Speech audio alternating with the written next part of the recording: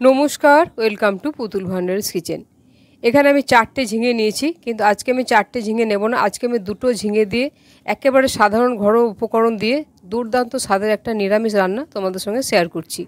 রান্নাটা সম্পূর্ণ দেখার অনুরোধ জানালাম। ভালো লাগলে প্লিজ একটা লাইক করবে আর অন্যদের দেখার জন্য একটু শেয়ার করে দিও। আর আমার চ্যানেলে যদি তুমি নতুন হয়ে থাকো প্লিজ আমার চ্যানেলটিকে সাবস্ক্রাইব করে তোমরা আমার পাশে থাকবে। দেখো দুটো ঝিঙে নিয়েছি কিন্তু দুটো ঝিঙে দিয়ে আজকের এই রান্নাটা কিন্তু বেশ অনেকখানি হয়ে যাবে। এখন ঝিঙেগুলোকে আমি প্রথমে খোসাগুলো ছাড়িয়ে নিচ্ছি, তবে ছাড়িয়ে নিচ্ছি না, এগুলো একটু চেঁচে নিচ্ছি। প্রথমে যে মোটা শিরাটা থাকে এগুলো চেঁচে নিচ্ছি। ঝিঙেটা কিন্তু একেবারে খোসাটা পরিষ্কার করে ছাড়িয়ে নেব না, একটু একটু করে খোসা রেখে দেবো। খোসাটা যদি আমি পুরোপুরি ছাড়িয়ে দিই তাহলে কিন্তু ঝিঙেগুলো খুবই নরম হয়ে যাবে। একটু করে খোসা রাখলে কিন্তু ঝিঙেটা আমার রান্না করতে সুবিধা হবে। এইভাবে দেখো হালকা হালকা করে খোসা রেখে ঝিঙেটা আমি উপর থেকে চেঁচে নিয়েছি। একইভাবে এই ঝিঙেটাকেও দেখো প্রথমে চেঁচে নিচ্ছি। প্রথমে মোটা শিরাগুলো একটু চেঁচে নেবো আর হালকা করে খোসাটা চেঁচে ফেলে দেবো। ঝিঙের এই রান্নাটা এতটাই টেস্টি হয়, একেবারে নতুন ধরনের একটা ঝিঙের রান্না। তোমরা একবার এই রান্নাটা করে খেয়ে দেখবে, আশা করছি এই রান্নাটা তোমাদের কাছে বেশ ভালোই লাগবে। আর উপকরণ বলতে খুবই সাধারণ, সকলের বাড়িতেই কিন্তু এই উপকরণগুলো সবসময় থাকে। ঝিঙেগুলো এইভাবে খোসা ছাড়িয়ে একবার পরিষ্কার করে ধুয়ে নিয়েছি, কারণ ঝিঙেগুলো কিন্তু কাটার পরে আমি আর ধোবো না।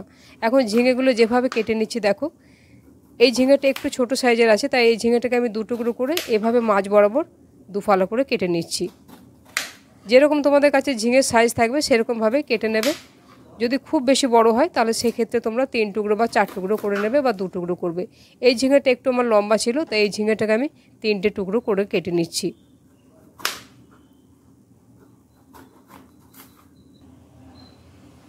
প্রত্যেকটা ঝিঙেকে এভাবে মাঝ বরাবর দুফালা করে কেটে নিচ্ছি। ঝিঙেগুলো কাটার পরে ধুলে কিন্তু ঝিঙেটা পুরো জল জল হয়ে যাবে, সেক্ষেত্রে কিন্তু রান্না করতে একটু অসুবিধা হবে, তাই ঝিঙেটা আমি আর ধোবো না। এখন ঝিঙেগুলো আমার কাটা হয়ে গেছে, এগুলো এখন দেখো একটা বাটির মধ্যে আমি তুলে রেখে দিচ্ছি। আর চলো এখন আমি মশলাটা বানিয়ে নিচ্ছি। খুব সাধারণ মশলা। একটা মিক্সির জারে 1 চামচ দিয়েছি পোস্ত, 1 চামচ দিচ্ছি গোটা জিরে, আর এখানে দিয়ে দিচ্ছি সামান্য একটু হলুদ সর্ষে। তোমরা এই জায়গায় একটু কালো সর্ষেও নিতে পারো। শুকনো একবার এই মশলাগুলো ঘুরিয়ে নিয়েছি। তারপর এর মধ্যে কিছু আরও মশলা দিয়ে তারপর আমি মশলাটাকে বেটে নেবো। দেখো এর মধ্যে আমি দিচ্ছি 1 ইঞ্চি পরিমাণে আদা দিচ্ছি, আর একটা ছোট সাইজের টমেটো নিয়েছি, আর এখানে আমি দিয়ে দিচ্ছি ঝালের জন্য 2টো কাঁচা লঙ্কা। ঝালটা তোমরা অবশ্যই তোমাদের পছন্দ মতো দেবে। সামান্য একটু জল দিয়ে খুব মিহি করে একটা মশলার পেস্ট আমি বানিয়ে নিয়েছি। এই মশলার পেস্টটাকে একটা বাটির মধ্যে আমি ঢেলে রাখছি। এখানে একটা বড় বাটি নিয়েছি, বাটির মধ্যে প্রথমে 2 টেবিল চামচ পরিমাণে বেসন দিয়ে দিচ্ছি। যদি আমার পরে বেসনের প্রয়োজন হয় তখন আমি আরেকটু দেবো, একসাথে পুরোটা মাখছি না। কালো জিরে দিলাম, একটু হলুদ দিয়েছি, আর পরিমাণ মতো নুন দিয়েছি, আর সামান্য পরিমাণে জল দিয়ে একটা বেশ ঘন করে ব্যাটার তৈরি করে নিচ্ছি।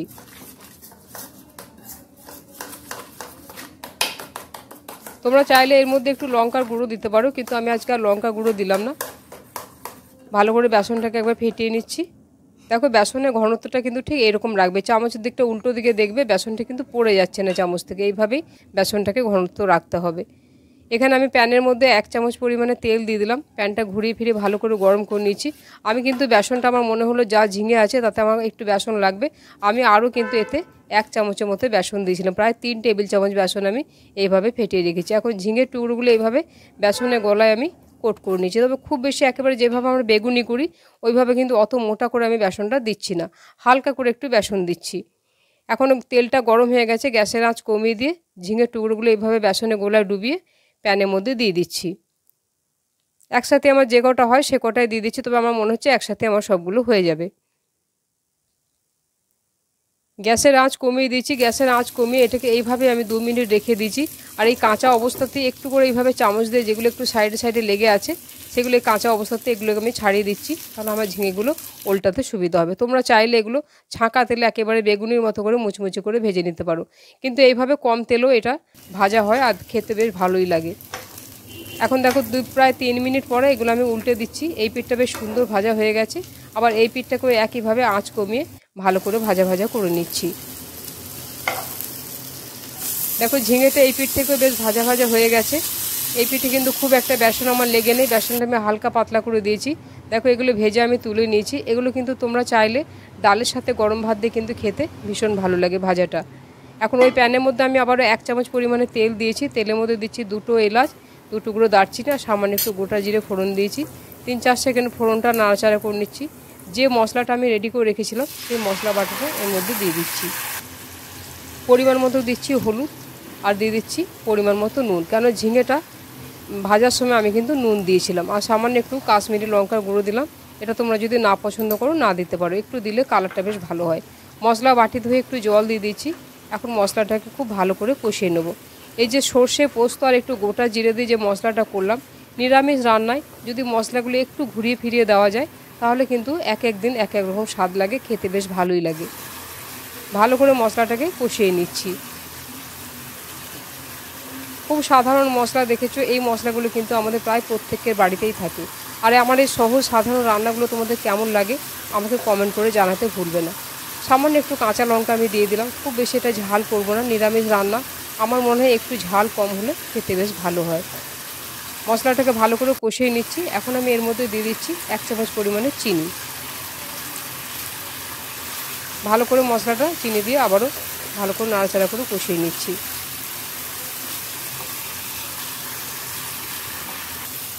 কম আছে মশলাটাকে কষাচ্ছি। মশলাটা দেখো কষাতে কষাতে এক জায়গায় জড়ো হয়ে গেছে, খুব বেশি তেল দিইনি তাই তেলটা বোঝা যাচ্ছে না।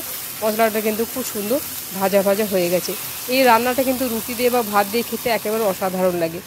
1 কাপ পরিমাণ আমি গরম জল দিয়ে মশলাটাকে খুব ভালো করে নাড়াচাড়া করে জলটা মিশিয়ে দিলাম।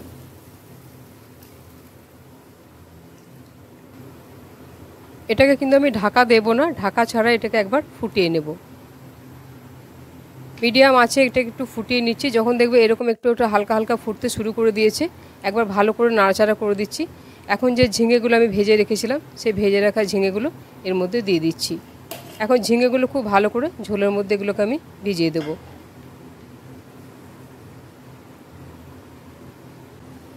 খুব সুন্দর করে ঝিঙেগুলো ঝোলের মধ্যে আমি ডুবিয়ে দিয়েছি। এখন এটাকে আমি 4 থেকে 5 মিনিটের জন্য মিডিয়াম আছে এটাকে ঢাকা দিয়ে দেবো, তাহলে ঝিঙেটা বেশ ভালো মতো সেদ্ধ হয়ে যাবে। প্রায় 5 মিনিট হয়ে গেছে। এখন আমি ঢাকাটা খুলে একবার দেখে নিচ্ছি। ঢাকাটা খুলে দিয়েছি। দেখো এটা কিন্তু রান্নাটা খুব বেশি পাতলা হবে না, এরকম একটু গা মাখো হলেই ভালো লাগবে, কারণ ঝিঙে থেকে এমনি কিন্তু রান্না হয়ে যাওয়ার পরে কিছুটা আবার জল ছেড়ে দেবে। একটা আমি তুলে দেখাচ্ছি, দেখো এগুলো কিন্তু বেসনটা ছেড়ে যায়নি, আর দেখতে কত লোভনীয় হয়েছে। নিরামিষ দিনে কিন্তু এই রান্নাটা যদি তোমরা করে দাও, আশা করছি এই রান্নাটা সবারই বেশ ভালো লাগবে। খুব ভালো করে সমস্ত কিছু মিশিয়ে দিয়েছি। আর এতে আমার বিশেষ কিছু দেওয়ার নেই, তবে তোমাদের হাতের কাছে যদি ধনেপাতা থাকে, আজকে আমার কাছে নেই, ধনেপাতা থাকলে অবশ্যই এই সময় একটু ধনেপাতা ওপর থেকে ছড়িয়ে দেবে। আমি আর আলাদা করে কোনো গরম মশলা দিচ্ছি না, কেন গরম মশলা আমি ফোড়নে দিয়েছি। গ্যাসের ফ্লেমটাকে অফ করে দিয়ে এটা একটা বাটির মধ্যে সার্ভ করে দিয়েছি, প্লেটের মধ্যে। দেখো এটা দেখতে কত লোভনীয় হয়েছে। আজকের এই ঝিঙের রেসিপিটা তোমাদের কেমন লাগলো আমাকে একটা কমেন্ট করে জানাতে ভুলবে না। আর প্লিজ তোমরা আমার চ্যানেলটিকে সাবস্ক্রাইব করে তোমরা আমার পাশে থাকবে। আর যারা পুতুলের কিচেনকে সাবস্ক্রাইব করে আমার পাশে আছো তাদেরকে অসংখ্য অসংখ্য ধন্যবাদ জানাই। রেসিপিটা সম্পূর্ণ দেখার জন্য ধন্যবাদ। তাহলে আবার অন্য কোনো দিন দেখা হবে অন্য কোনো রেসিপিতে।